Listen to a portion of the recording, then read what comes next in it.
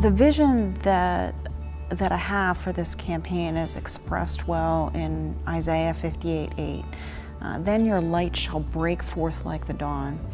So this idea that the love and the light that we experience here can break forth into the community and into the world in wider and wider ways. We got started on this project with a congregational vote in about 2011, and the renovation took place in 2012. And the vision that we had then partly was a pretty limited vision because the building was in very poor repair. It was going to be very expensive to fix it. But we realized that if we just fixed it, we'd be putting a lot of money into a building that really could use some wider upgrades. Pastor Mike at that time had a vision of this larger gathering space. I remember when he talked about it, I thought, what would we do with all that space? Well, we use it. Sunday morning it is full and lively, and boy, it is such an asset to us.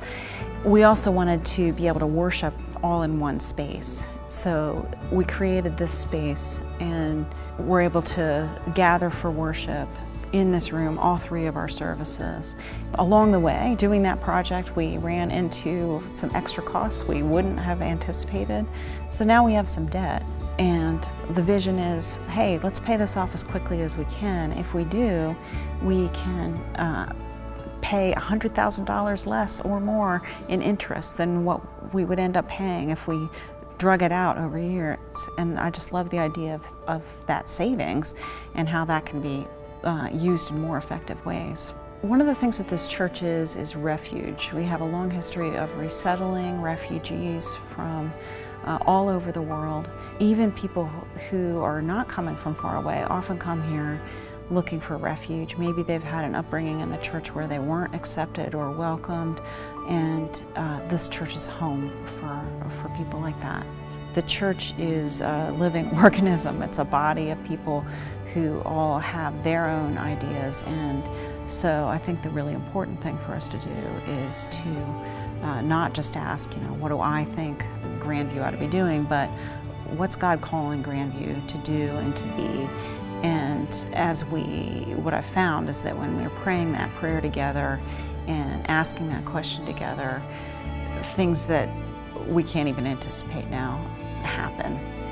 We printed the vision brochure, and the minute after we printed it, I got an email from Glenn Walls, our treasurer, saying, guess what, I just paid a little more on the debt.